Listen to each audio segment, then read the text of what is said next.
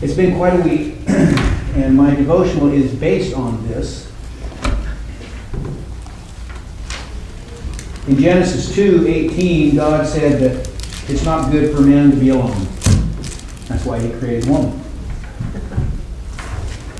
This might get interesting. This might get interesting.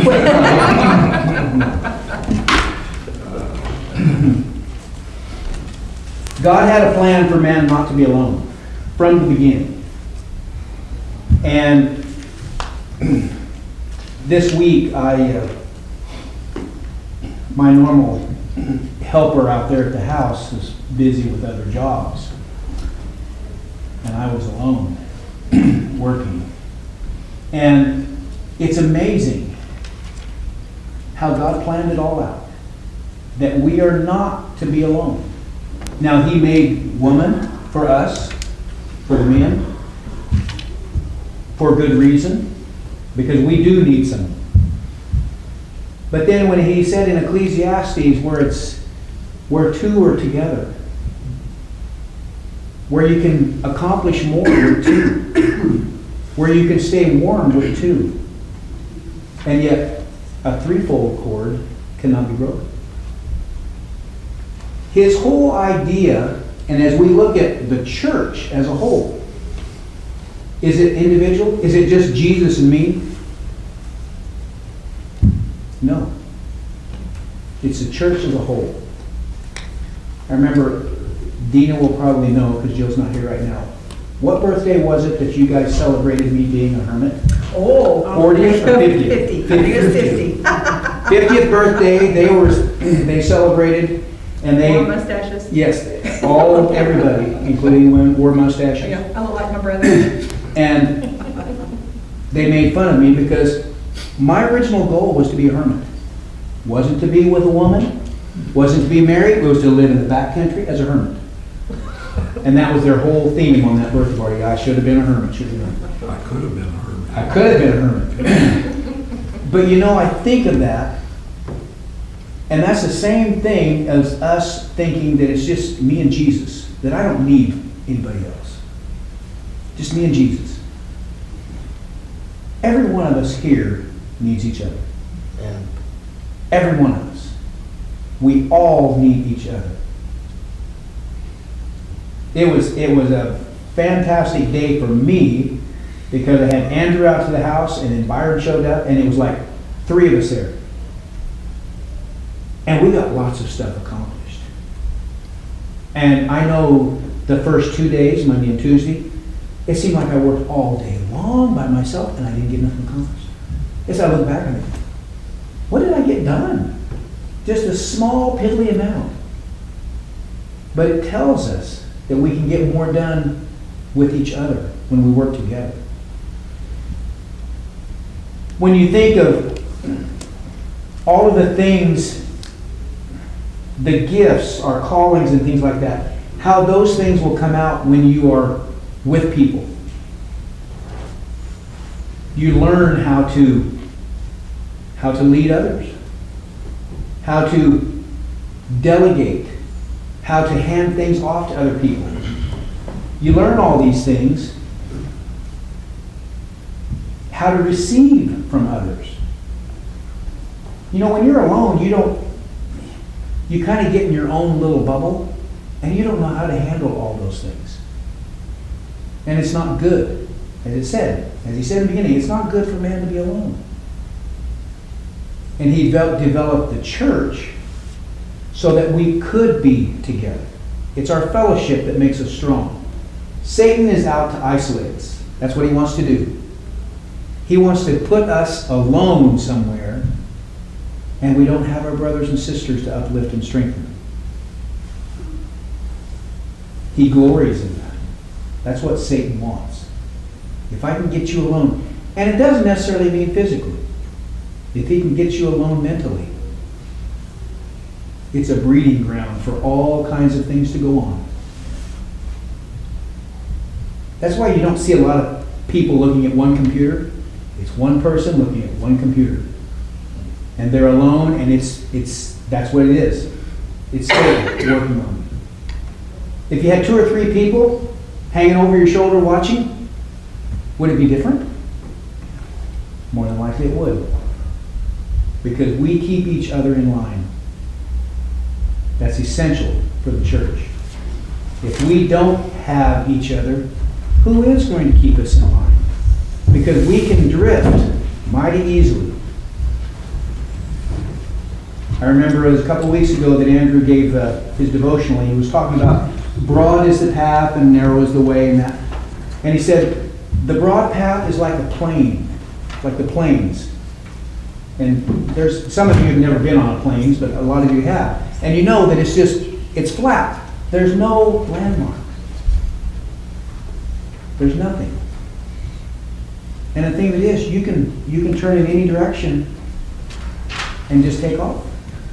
There's nothing to guide you. If we have others with us, they can help us stay on that narrow path. In Romans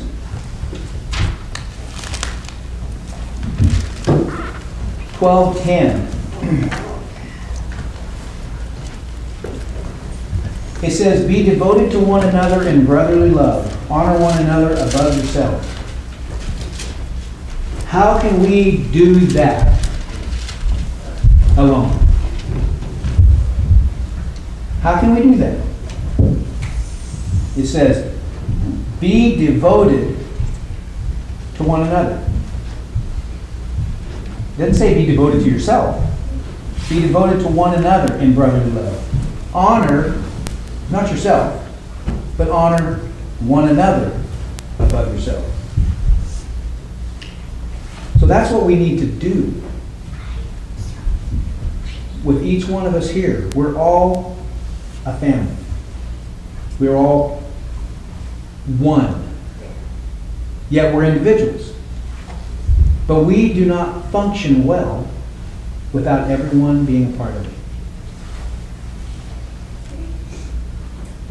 And if we have someone that's not functioning well, that hasn't been part of the family, what do? Do we reach out? Do we try to get to them? Because it's essential. If I didn't have Jill in my life, I would have no guidance. I wouldn't. I would have no guidance. I mean, I just do whatever. And us men, we do. We just do whatever. But she keeps me firm. She keeps me standing firm in where I need to be. Because I can go off on stuff that just, I can really get out there. But she reels me back in. A lot of times I think we forget how important it is to have the fellowship of brothers and sisters in Christ. We kind of take it for granted. We get that on Sunday. We get that here on Wednesday night. How important is it on the other days? Is it important? Is it important enough to make a call? Or important enough to see, hey, there goes Dan's red Dodge. I'm going to look him up and say hi. I mean, how important is it? We're brothers and sisters. It was enjoyable to have Andrew there this afternoon. First time I've got to spend a little time with him working side by side, and it was enjoyable.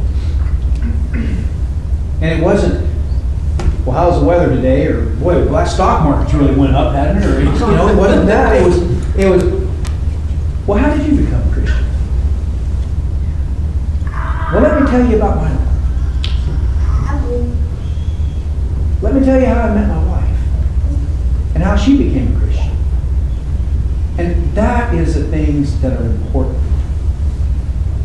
That's the things that we need to concentrate on more and more each day, because that's what's going to be the encouragement to get us through those tough days. I've had a few tough days here lately. Here the last 2-3 months, maybe a year, I don't know. 2 years, 3 years. Yeah. This has been a long project, And I tell you, some days has been really tough. And some days, if it wasn't for members of the church, the encouraging word, if it wasn't for Jill saying, you know, it's going to work out. God's will be done. It's always going to work out. I can get pretty discouraged. I can get pretty impatient. And yet, it comes true. It's all going to work out, as Eva says. It's all going to work out. Jill said, it's all good. It's all good. I can't see some of the good sometimes. It's so minuscule that I think, I don't see it. You know, this big mound of trouble here is huge. But yet, every day when I get up in the morning is another day, and it's a new day, and it's a day that I can take the opportunity to have fellowship with one another, work beside them, give them a call, whatever. But if it wasn't for that, well, why would life be worth living?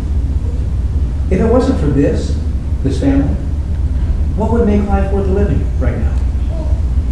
I mean, what is there out there that would make life worth living? We have it all. We have an eternal home in heaven. As long as we remain faithful, fellowship with one another, we have it made. It's not going to be easy, but we have it made. I keep thinking of this new home that we're going to be in really soon, and I'm excited, and I'm apprehensive and everything. But I'm thinking, you know, that is piddly compared to the home that I'm waiting for in heaven. It's going to be amazing. There's not going to be any leaky faucets. There's not going to be no plumbing problems, no electrical problems, nothing. It's going to be perfect. And that's the thing that I can't wait for. I mean, in another week and a half, I can't wait to get in that new home. But I really can't wait to get to heaven. Because it is going to be so good. And the thing of it is, that home out there in 25 years, I'll be gone. And it'll be run down. But my home in heaven, it's forever. It's forever. You're never going to have to repaint. Ever. No remodel, nothing. It's all going to be perfect forever. And that's the important thing to think of when we go throughout these days that are just, how can they get worse? But they could. So hopefully that's an encouragement to stay focused on our family here, our fellowship here. We can't be alone. God didn't want us to be alone. He wanted us to be together, to be function as a family. That's why he calls us brothers and sisters. That's why we should call each other brothers and sisters, because we are one big family. Hopefully that has helped you, as it's helped me in realizing the importance of having the camaraderie of those in like mind and like faith. Because it is important in this life to have that encouragement. If there's anyone that has a need of any kind, let that be known as we stand and sing our closing song.